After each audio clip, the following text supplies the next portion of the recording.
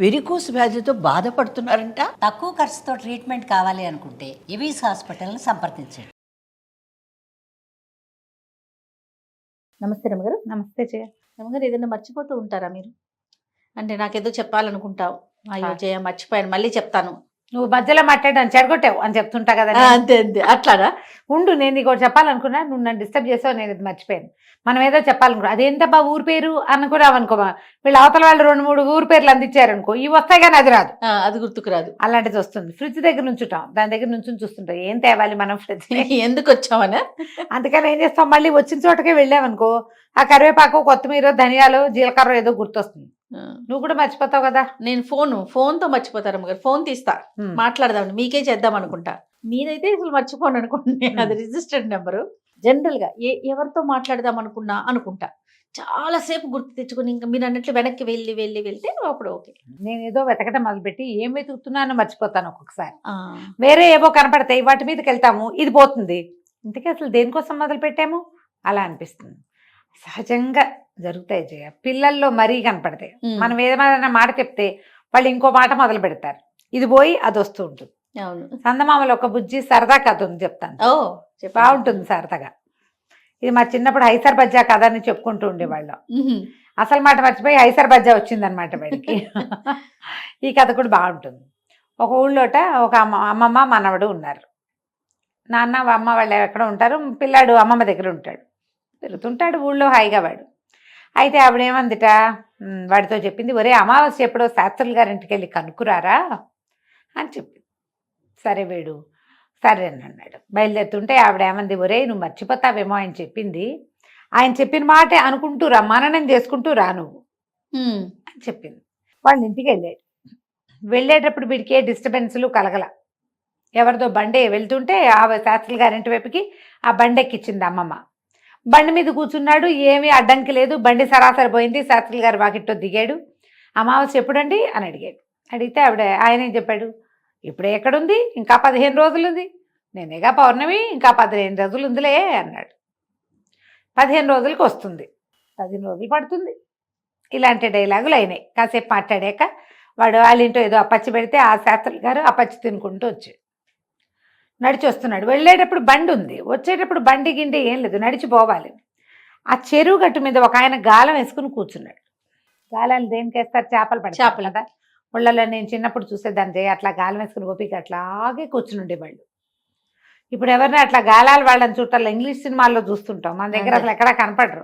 మా వైపు వంతెనల మీద చేపల కోసం గాలాలు వేసుకుని కూర్చున్న పిల్లల్ని ఎంతమంది చూసేవాళ్ళమో చిన్నప్పుడు. గాలం వేసుకుని కూర్చుని ఇంత ఎప్పటికి పడుతుంది, పొద్దు నుంచి కూర్చున్నాను అనుకుంటున్నాడు. మనవాడు 15 రోజులకు పడుతుంది ఇంకా అన్నాడు. అనేసరికి ఒళ్ళు మండిపోయింది ఆయనకి. ఎవడరా వీడు అని చెప్పి ఒకసారి విసుగొస్తుంది కదా అవతల వాళ్ళకి. వాడు ఒక డైలాగ్ అనుకున్నాడు, అంతే.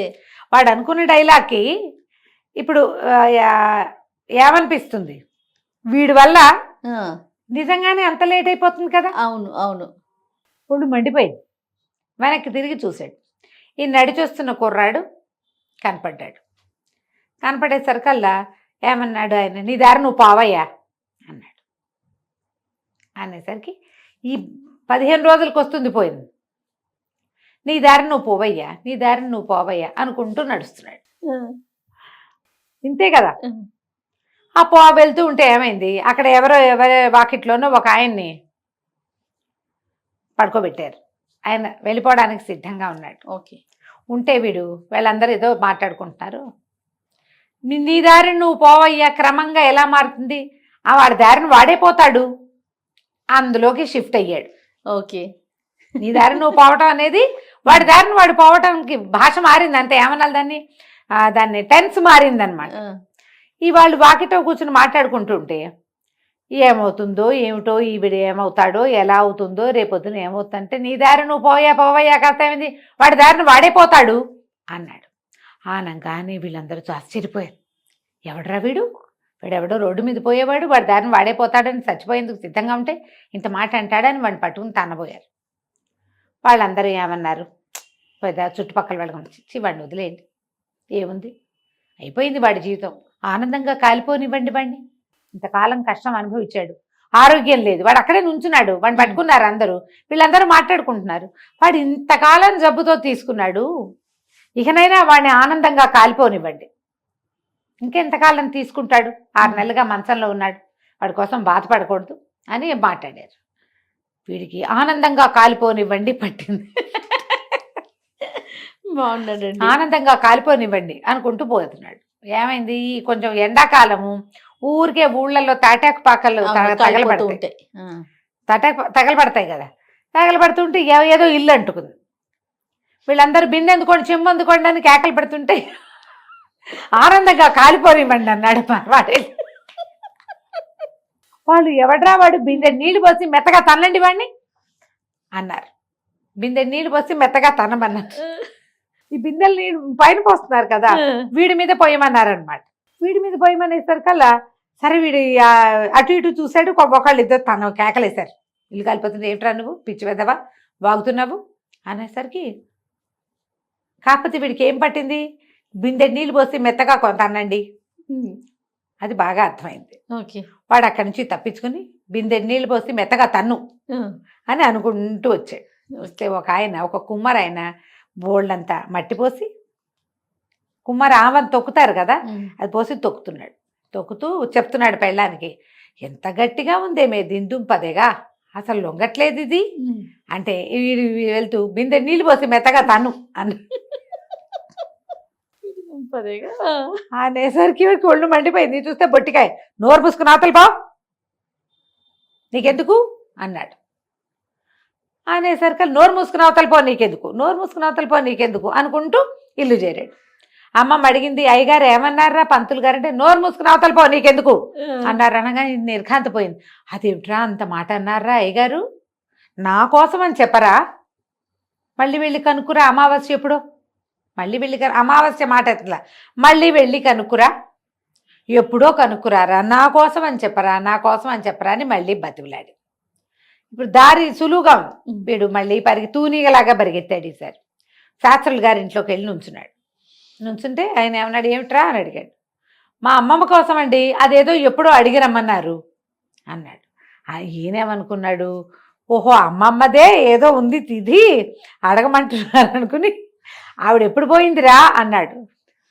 ఆవిడ అమావాస్య ఎప్పుడు పోయిందా అని అడిగాడు. అప్పుడు వీడికి గుర్తొచ్చింది, ఓహో అమావాస్య, అవునండి అమావాస్య దాని గురించేనన్నాడు. అనేసరికల్లా ఈయనేమన్నాడు, సరేలే ఆ రోజుకి మీ ఇంటికి రావాలి అంతే కదా, పోయిందా ఆవిడ అమావాస్యకి, ఏమేవో విన్నావా, ఆవిడ ఫలానా ఆవిడ పోయిందిట, అమావాస్య నాట సంవత్సరికమో ఏమిటో రమ్మంటున్నారు అని ఇంట్లో అంతా మాట్లాడేసుకుంటున్నాడు. చెప్పాడు. కుర్రాడు వెనక్కి తిరిగి వచ్చేసాడు. ఇంటికి వచ్చి చెప్పాడు, ఆయనే వస్తానన్నాడు అని. ఆయన ఎందుకు వస్తాడురా, అమావాస్య ఎప్పుడో చెప్పమంటే అయ్యగారు రావటం ఎందుకు. ఇక వీడితోటి కాదని ఈవిడే పోయి అయ్యగారింటికి వెళ్ళింది. ఓహో నువ్వు బతికే ఉన్నావా, నువ్వు పోయావన్నాడే మీ మనవడు అన్నాడు. పోలేదండి, ఏదో అడగమని పంపించాను అంటే, ముందు అడిగాడు ఏదో, తర్వాత ఏమో మా అమ్మమ్మ తిదెప్పుడని, వాడు తిదేని అడగలా, మా అమ్మమ్మది అదేదో వాడు చెప్పగానే ఆయన తిది అనుకున్నాడు. చూడు ఎక్కడి నుంచి ఎక్కడికి తీసుకొచ్చాడు. అదే ఇలాగే మర్చిపోతాం. డైవర్షన్, ఒక టాపిక్ లోంచి ఇంకో టాపిక్ లోకి వెళ్ళేటప్పుడు దీన్ని వదిలేసి దాన్ని పట్టుకుంటాం. అవును, ఇది ఎందుకు వస్తుంది, జనరల్ గా ఫోకస్ లేకపోతే కదా. అవునండి, పిల్లలు ఏడుస్తూ ఉంటారు ఏదో ఒకదానికి, ఏది కనపడితే దానికోసం ఏడుస్తారు. తేగలే అయిపోయావే అమ్మ, ఇదేమిటంటే తేగ కావాలని ఏడ్చింది ఎవరితో అని చెప్పుకుంటారు మన వైపు సామెత. అవును, మనం ఏది మొదలు పెట్టామో దాని మీదే ఉండాలంటే బ్రెయిన్ కి ఫోకస్ కావాలి. నా సలహా అయితే గుంజీలు తీయండి. మీరు ఎప్పుడు చెప్తారు కదా రమ్మగారు ఈ మాట, గుంజీలు తీస్తే ఫోకస్ వస్తుంది జయ. ఎందుకనో ఈ మధ్య పెద్దవాళ్ళు చాలా మంది ఓంకారం చేయకూడదని, ఓంకారం అనకూడదని, ఓంకారం ఆడవాళ్ళు అసలు చేయకూడదని, మనాలని ఓం అనకూడదని చెప్పి చంపేస్తున్నారు. కానీ చాలా మంది, నేను ఒకటి చెప్తా జయ, అంటే ఇది మరి అందరికీ విరుద్ధంగా చెప్తున్నారు, మీరు పెద్దవాళ్ళు ఇలాంటివి చెప్పచ్చా అని మీరందరూ నన్ను ఆడిపోసుకుంటే నేనేం చేయలేనమ్మా. 21 times రోజు ఓంకారం చేసిన రోజుల్లో నేను చాలా బ్రైట్గా ఉన్నానని నేను నమ్ముతాను జయ. రోజు ఓంకారం చేసేది. బ్రైట్గా అంటే ఎట్లా రమ్మగారు, ఏ విధంగా? ఎక్కువ నేను యాక్టివ్గా ఉన్నా. నాకు తక్కువ నిద్ర సరిపోయేది, నిద్రగా లేను అప్పుడు. చాలా రోజులు చేశాను జయ నేను. ఓకే. క్రమంగా మనకు ఆధ్యాత్మిక గురులు యోగా వాళ్ళు చాలా మంది ఎక్కువ అన్నిసార్లు ఓంకారం చేయకూడదని, ఓంకారం చేస్తే పొట్టలో ఏమిటో కదిలిపోయి ఏమిటో అయ్యి ఏమిటో చాలా వింటున్నాం. ఇది చేయట్లేదు, కానీ ఓంకారం చేస్తే నాకు ఎంత బాగుంటుందో అనిపిస్తుంది. ఓకే. చాలా బ్రైట్గా ఉన్నానని, నేను తెలివిగా ఉన్నానని, ఇంకా ఇప్పుడు తెలివిగా లేరటే కాదు, ఇంకా ఎక్కువ తెలివిడితోటి ఉన్నానని నేను నమ్ముతాను. నాకు ఆధ్యాత్మిక ప్రగతి అంటూ నేను ఏదైనా కొంచెం స్పిరిచువల్ పాత్వే వైపుకి తిరిగానంటే ఓంకారమే కారణం.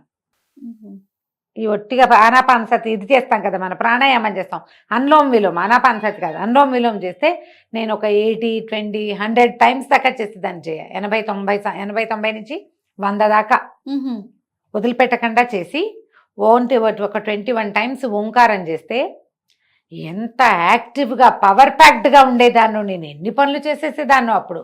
ఇప్పుడు నేను అన్ని చేయలేకపోతున్నాను, ఆ ఓంకారం మానేశానని చాలా రిపెంట్ అయ్యి బాధపడుతూ ఉంటాను. నేను తెలివిగా ఉంటాం మనం అని నాకు అదే మీ పర్సనల్ ఫీల్ అది. డెఫినెట్గా ఏదో ఒకటి చేయండి ఫోకస్ పెరగటానికి. మీ యోగా గురువులు, మీ యొక్క ఆధ్యాత్మిక గురువులు, మహానుభావులు ఎవరో ఒకళ్ళు ఉంటారు కదా, వాళ్ళని ఫాలో అవ్వండి. మా రూల్ అయితే గుంజీలు తీయండి, యాక్టివ్గా అవుతారు. రైట్ రమ్మ గారు, నమస్తే. నమస్తే.